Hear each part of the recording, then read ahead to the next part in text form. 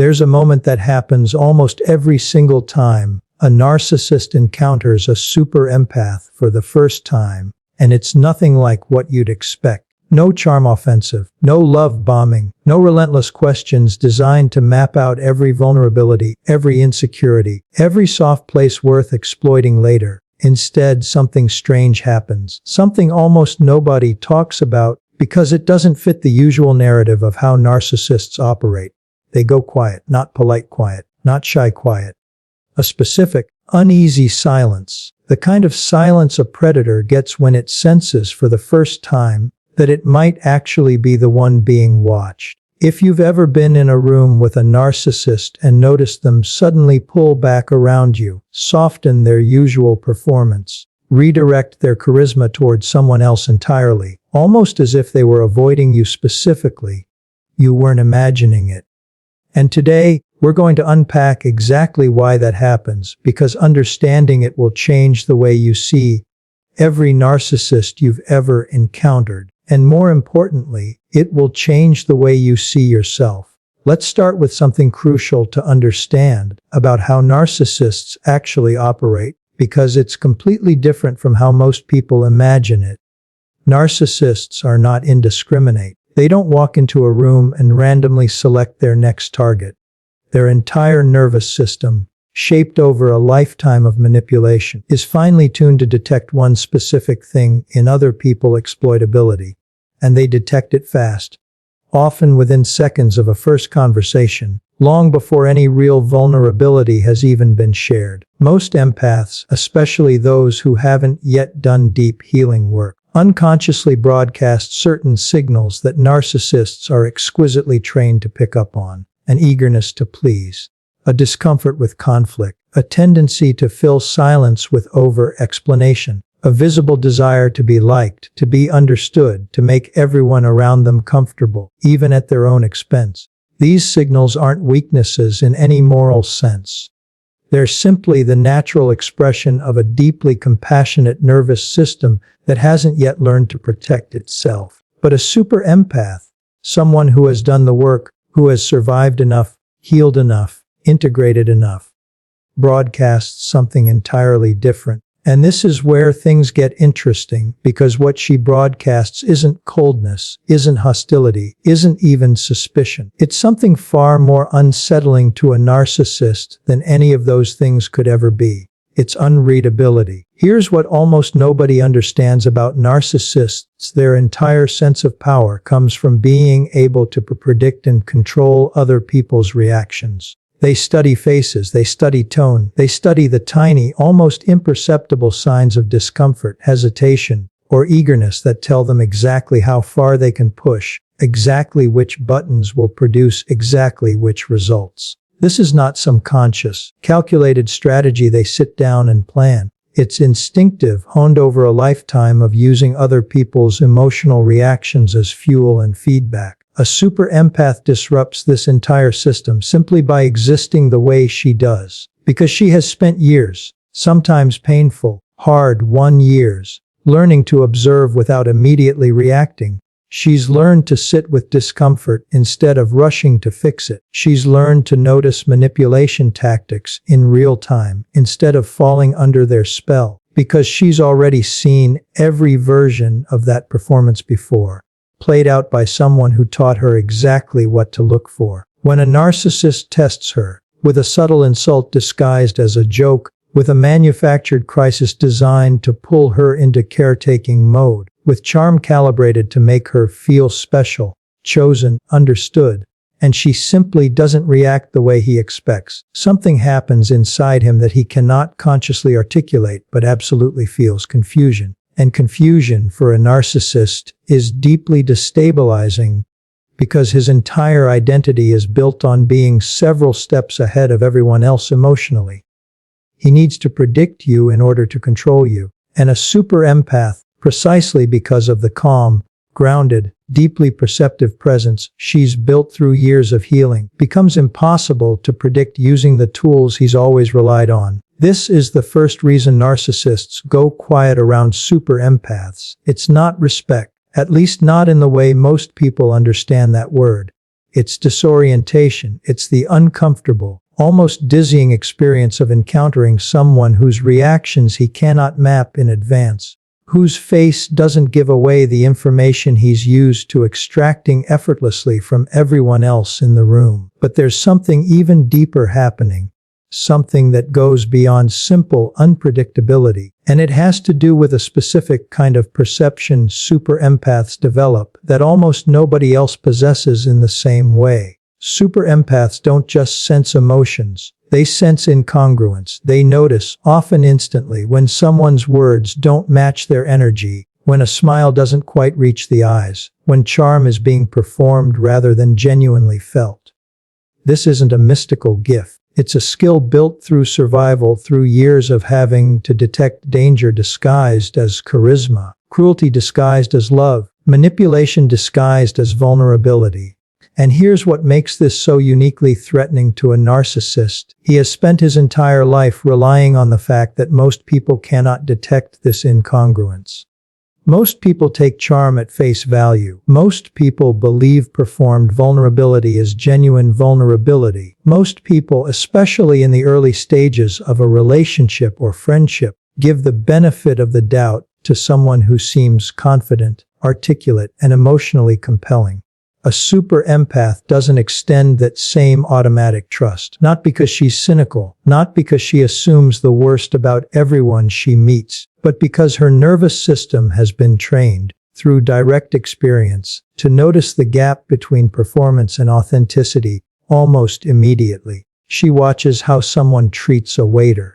She notices whether someone's stories about their past ever seem to shift depending on the audience. She clocks small inconsistencies that most people wouldn't even register as significant, and she quietly, internally, files them away. This is precisely what makes a narcissist go silent in her presence, because on some level, often below full conscious awareness, he senses that his usual tools simply aren't landing the way they normally do. The charm that works flawlessly on almost everyone else seems to bounce off her. Not because she's hostile to it, but because she can see straight through it to whatever it's actually covering. And there's an instinctive, almost primal fear buried inside every narcissist that gets triggered by this kind of perception. The fear of being truly seen, because a narcissist's entire identity is built on a carefully curated image. A persona constructed and refined over years specifically to be admired, to be believed, to be taken at face value without question. Being truly seen underneath that persona, to whatever insecurity or emptiness the persona was built to hide in the first place, is one of the most threatening experiences a narcissist can encounter. Most people never get close enough or perceptive enough to actually threaten that hidden core. But a super empath does, almost effortlessly, simply by paying the kind of attention she's learned to pay after years of surviving people who depended entirely on her not paying attention at all. This is why the silence happens. This is why the charm offensive stalls out, redirects elsewhere, seeks an easier target instead. Because a narcissist, on some level, knows exactly what he's dealing with when he encounters someone who can see him clearly. And knowing that, he understands instinctively that this particular game cannot be won the way it's always been won before. But the silence isn't just about confusion or fear of being seen. There's something even more specific happening underneath it, something that goes to the very core of how a narcissist maintains his sense of self. And it's worth understanding in detail, because it reveals exactly why super empaths become such uniquely uncomfortable presences for narcissists to be around, even in the most casual, low-stakes settings. Narcissists require narrative control, not just control over the people in their lives, but control over the story being told about who they are, what they've done, how they should be perceived. This is why they're so often masters of rewriting history in real time, so skilled at reframing their own cruelty as justified reaction, their own failures as someone else's fault, their own inconsistencies as simply misunderstood complexity. This narrative control works beautifully on people who either don't have the perceptual tools to notice the inconsistencies or who care more about avoiding conflict than confronting uncomfortable truths. Most people, especially those who value harmony, will unconsciously accept a slightly rewritten version of events rather than risk the discomfort of directly challenging someone's account, especially someone confident and articulate enough to make their version sound completely plausible. A super empath disrupts this dynamic in a very specific way. Not necessarily by openly challenging the narrative. She's often too wise, too strategically self-protective to engage in a direct confrontation that would only give a narcissist the emotional reaction he's fishing for. Instead, she disrupts it simply by not visibly buying into it. Her face doesn't perform the expected agreement. Her silence doesn't fill in the gaps the way he's used to other people's silence filling them. She listens, she observes, and something in her expression, her energy, her simple lack of the usual validating cues, tells him, without a single word being exchanged, that his version of events isn't landing the way it normally does. This is deeply unsettling for a narcissist in a way that's hard for people who haven't studied narcissistic psychology to fully appreciate. Because his sense of reality, his sense of his own righteousness, his sense of being the hero or the victim in every story he tells about himself, depends heavily on external validation. He needs people to reflect his preferred narrative back to him in order to feel secure in it himself. This is part of why narcissists surround themselves with people willing to agree, to flatter, to reinforce whatever version of events serves his ego best in any given moment. A super empath, simply through her calm, discerning presence, refuses to perform that reflection.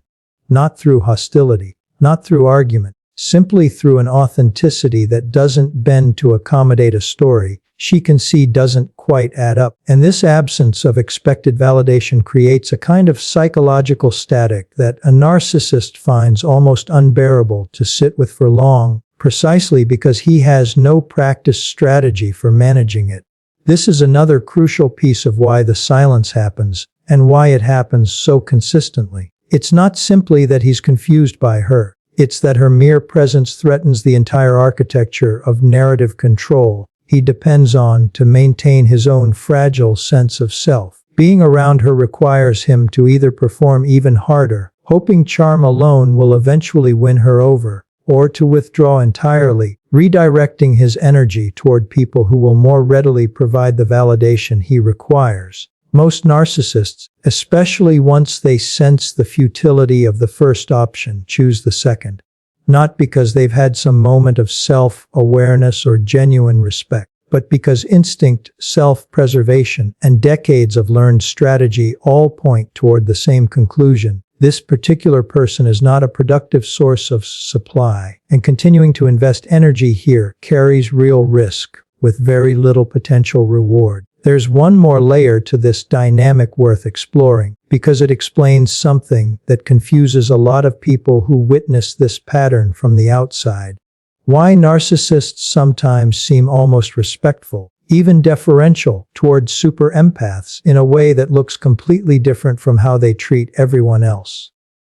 This isn't respect in the genuine sense. Narcissists are not capable of the kind of respect built on admiration for someone else's character, separate from what that person can offer them. What looks like respect is actually something closer to caution. The same instinctive caution a person might feel around an animal whose behavior they cannot predict, whose capabilities they don't fully understand, whose potential reaction to provocation feels unknown and therefore best avoided rather than tested. This caution often manifests as a strange kind of overcorrected politeness. A narcissist who is typically dismissive, cutting, or subtly cruel to people around him might suddenly become unusually courteous, complimentary, even accommodating toward a super empath, specifically because some instinctive part of him recognizes that his usual tactics won't work here, and that testing them carries the risk of exposure he desperately wants to avoid.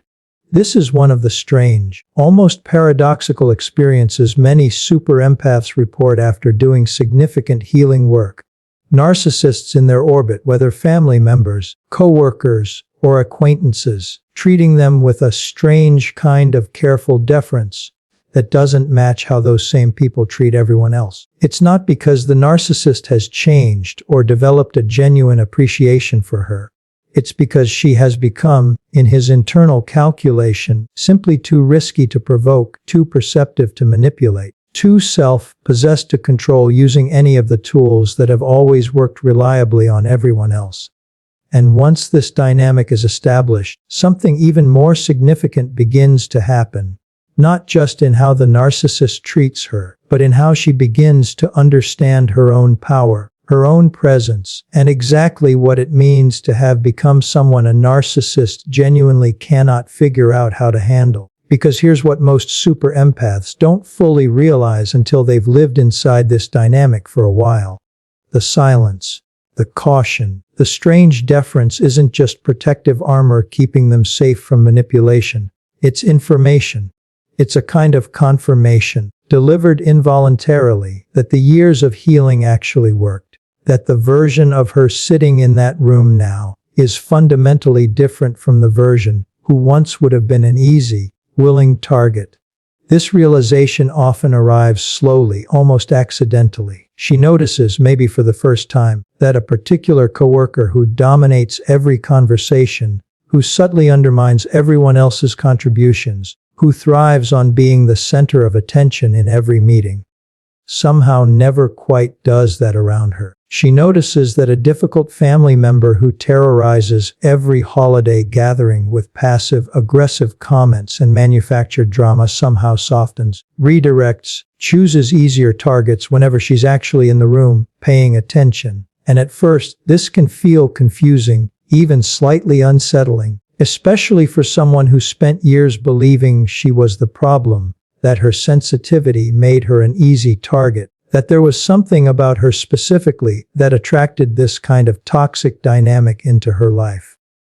But as this pattern repeats, as she watches narcissist after narcissist choose someone else to manipulate rather than risk testing their tactics on her, something profound starts to shift in her own self-understanding. She begins to realize that her healing isn't just internal. It's not just about how she feels, how she processes emotions, how she manages her own inner world.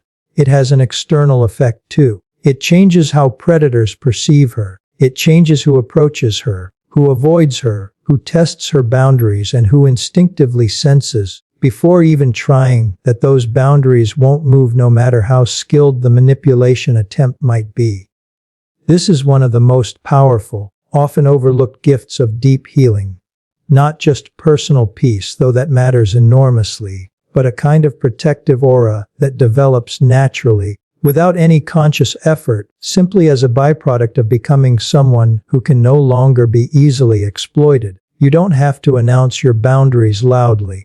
You don't have to constantly defend yourself, constantly explain your limits, constantly prove your worth to people determined to test it. Your presence itself becomes the boundary. Your calm, discerning energy becomes the deterrent. And here's what makes this especially meaningful for anyone still in the earlier stages of this journey, still wondering whether healing is even possible, still doubting whether they'll ever stop attracting this exact pattern into their lives. This protective quality isn't something you're born with, it's built. Every super empath who now walks into a room and watches narcissists instinctively redirect their energy elsewhere once stood exactly where you might be standing right now, confused about why the same painful dynamic kept repeating, wondering what was wrong with them, unaware that the very sensitivity being exploited would eventually become the exact tool that made exploitation impossible. The silence a narcissist offers a super empath isn't a gift he's choosing to give her. It's a tribute, however unwilling, however unconscious, to exactly how much work it took to become someone he can no longer read,